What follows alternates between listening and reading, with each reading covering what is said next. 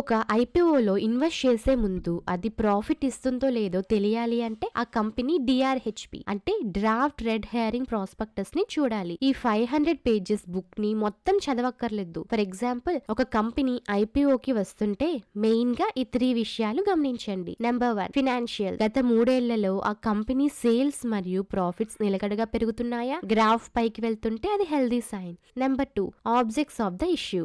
మన దగ్గర తీసుకునే డబ్బుని కంపెనీ దేనికి వాడుతుంది? బిజినెస్ ని ఎక్స్పాండ్ చేయడానికి వాడితే ఆ కంపెనీ ఫ్యూచర్ బాగుంటుంది. Number 3, risk factors. Company face చేసే సమస్యలు ఇక్కడే ఉంటాయి. ఫర్ ఎగ్జాంపుల్, రా మెటీరియల్ రేట్లు పెరిగితే కంపెనీకి లాస్ రావచ్చు.